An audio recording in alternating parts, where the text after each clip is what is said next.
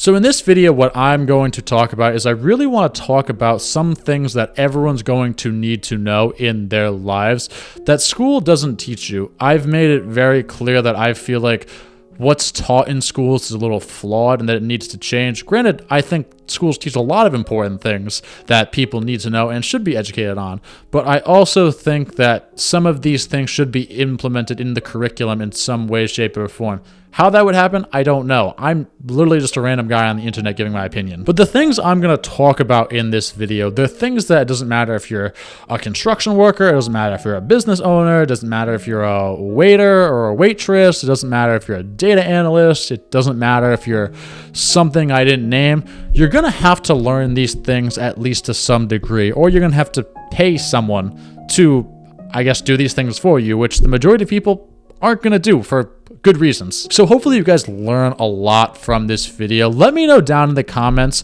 if you're diving into any of these things and what you think overall, if these things should be taught more in schools, if you're wondering why these things aren't more in schools, just let me know down below. So I'm not going to waste any time here. I'm just going to get right into the video. And the obvious one that we're going to get into first and just get it right out of the way is personal finance. So personal finance is one I've talked about so many times on this channel, and it's no secret that I've made it very public that it's extremely important to be financially literate, because if you're not financially literate, it can lead to a lot of bad decisions pertaining to money. It can lead to being taken advantage of in ways, shapes, and form. There's just so many things that can go wrong. Everyone in their lives is going to learn one way or the other, or they should learn one way or the other, how to budget, how to save for retirement, taxes. All of these different things are so important and vital that you learn in your lives, because if you don't learn how to budget, it can lead to really, really bad spending habits and even maybe massive amounts of credit card debt, possibly even bad student loans with stupid interest rates, and you're just paying those into your 40s if you're not paying too much attention. And again, this situation is different for everyone, so I'm sorry if you were offended by that, but it's the truth.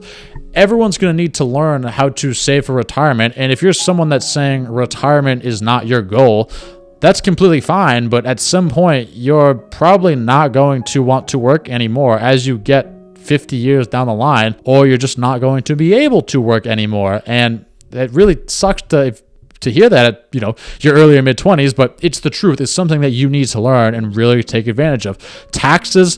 Do I need to say anything about this one? Everyone gets their taxes done every year, whether you're paying taxes or you're getting a tax return. Everyone should know a little bit of something about taxes. I feel like I'm one of the only people in the world that really enjoy reading about taxes, but that's besides the point. But personal finance is so important, and it's not taught in schools at all. If you look around, everything pertains to money. This camera I'm recording on, I bought with money. The groceries I bought the other day were with money.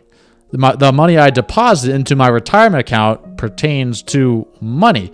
Money really makes the world go around, and I think people just like to ignore it for the fact of the matter that it's just stressful. And I think when you're learning something new, it's going to be stressful no matter what. It's just much easier to suppress something new that you're learning if it's not a major impactor of your life as opposed to money. And I think another reason why people just push it off is because they don't want to make the wrong decision. They don't know what decision to make.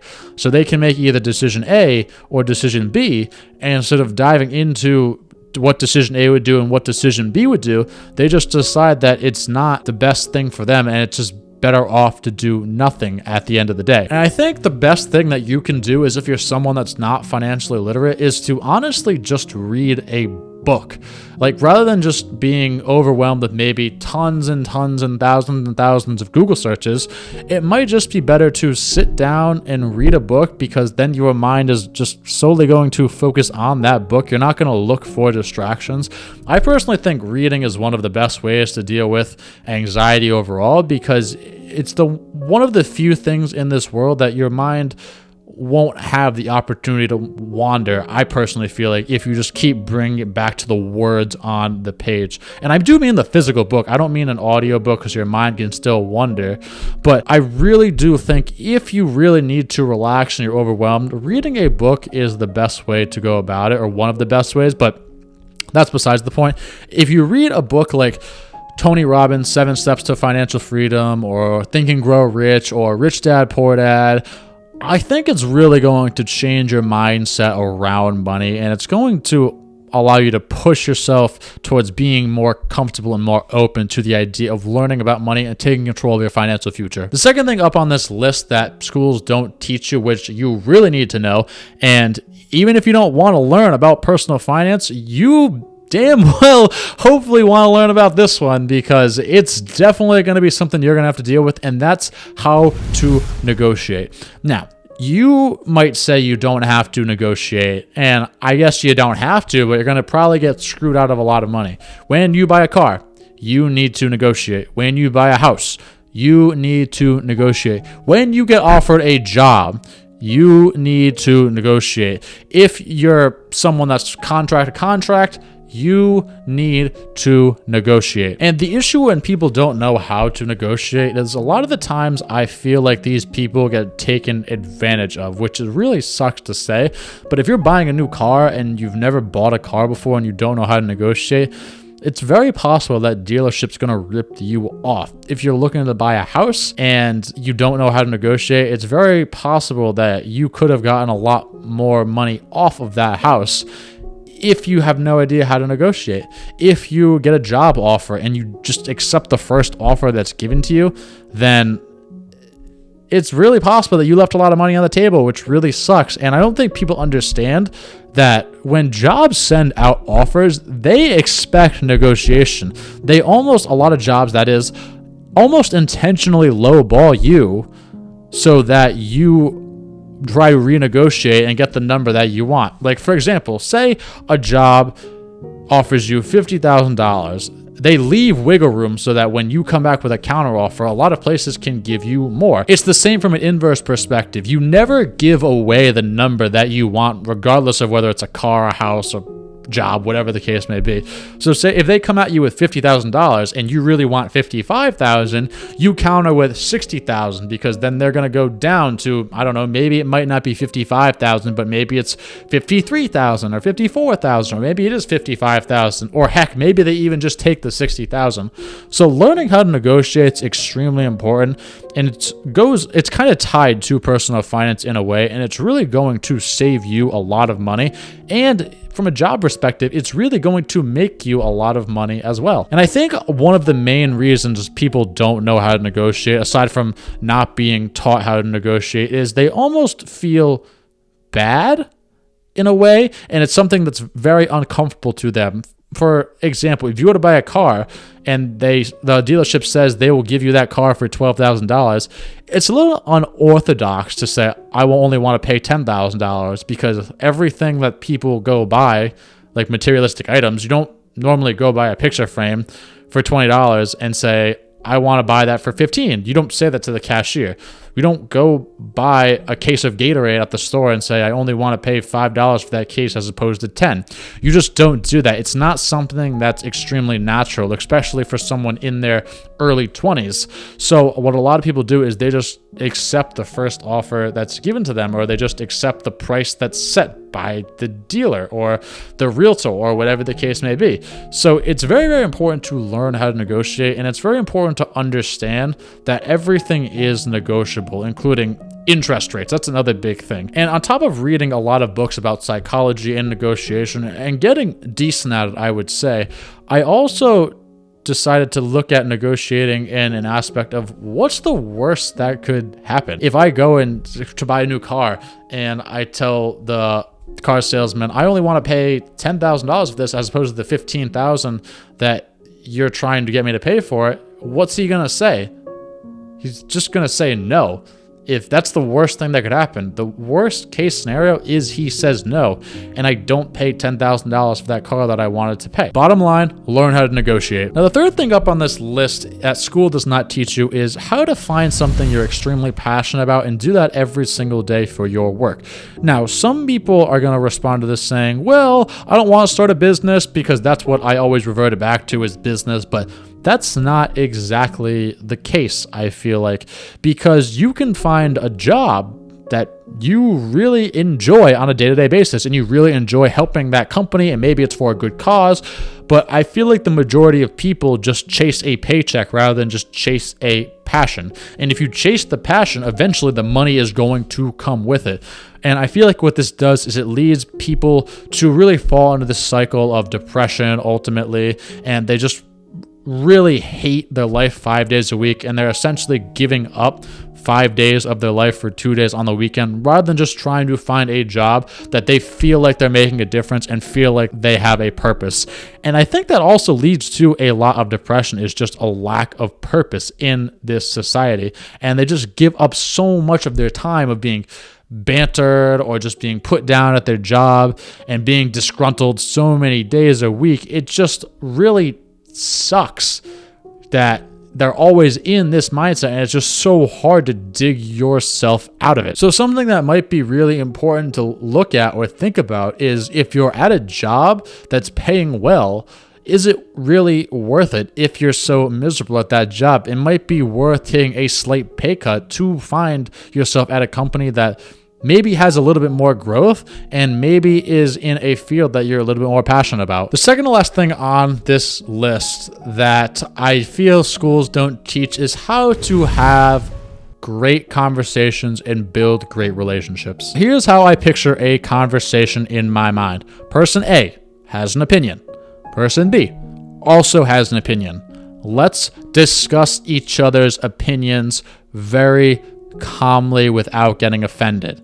That is what I like to define a conversation as. Society likes to define a conversation as very, very, very, very much small talk. I feel like in this day and age, if people have a difference of opinion, regardless of what it is, politics, sports, whatever the case may be, they just suppress it and they don't talk about it at all, rather than just saying things like, why do you feel that way? And almost wanting to be proven wrong. They want to be proven right. And I also have this theory that if you're confident enough in your opinion, then you'll almost welcome in that difference of opinion and try to be proven wrong. Maybe it's not that. Maybe it's just the fact that people have more of a fixed mindset as opposed to a growth mindset nowadays. I'm not really sure. But welcoming in more people that have a difference of opinion, it's really going to lead to a lot of success. Jeff Bezos, when he started Amazon and he really started to build out his team and his board, he brought in someone that had an exact opposite of opinion that he did, because he wanted that person to always push back and essentially play devil's advocate. And that's what I like people to do. But the thing is, you also have to say it in the right way, in the right tone. You can't just jump down someone's throat, because if they feel like you're attacking them, they're going to get offended and they're not going to want to hear it. And that's me included. But if you say it in the correct way, the correct manner, the correct terminology, you really focus on it just being a cordial conversation, then you're probably going to find that you can have a lot of tough conversations and you're going to build a lot of great relationships. And this is something I'm going to talk on a podcast very, very soon, but I feel like building great relationships, really finding yourself and putting yourself around people that just ultimately want the best for you and they're going to help you build yourself up rather than those people that are going to be tearing you down. That's honestly what I think is kind of the meaning of life. Finding those relationships, finding something you're passionate about, loving day-to-day life. I really think that has a lot to deal with the meaning of life as a whole. And not everyone's going to agree with that. And I don't think there's any right answer to that at all. But if you do have anything to comment on that, I would love to hear what your thoughts are down in the comments. And the last thing that I feel like schools don't teach you is how to deal with adversity and how to deal with stress. And this is a very quick one. Life is not perfect. You're going to have to figure things out from time to time. And I feel like in school, they aren't as apt to teach you how to figure things out, and I don't know how they could. I don't think that's their fault, but I've seen tons of friends who have failed a class and they got, pushed through because the teacher was nice, the professor was nice, which is awesome. I don't think that they should fail the person if they really, really tried, but at the same time, schools need to do more to build and teach adversity and how to deal with stress in younger children, I feel like, because I feel like a lot of the people I see nowadays that I went to school with, if they get the first sign of stress, adversity, any sort of difference of opinion, they just throw it out the window and it's just the end of the world. And then I see people who have really put themselves in tough situations, have really put themselves through some stressful times. They can think in these situations a lot more rationally, and ultimately it just leads to a lot quicker success and a lot more success because they know how to have these tough situations and they know how to deal with these tough situations. And it's extremely important that you need to do that because you never know when you're going to be faced with a tough situation, and you don't always need to be in that tough situation to know how to handle that tough situation, if that makes any sense. But you have to be in tough situations so that when you're in one of those different tough situations, you understand that you're going to be able to figure out. It's going to take some time. It's going to be hard, but you understand that you will figure it out. So I hope all this made sense, guys. I hope you got some value out of this. I really hope you dive into these topics and really start to educate yourself on these topics because I personally believe that these are life-changing topics. So thanks for watching, guys. Make sure to like and subscribe as always, and I'll see you guys in the next video.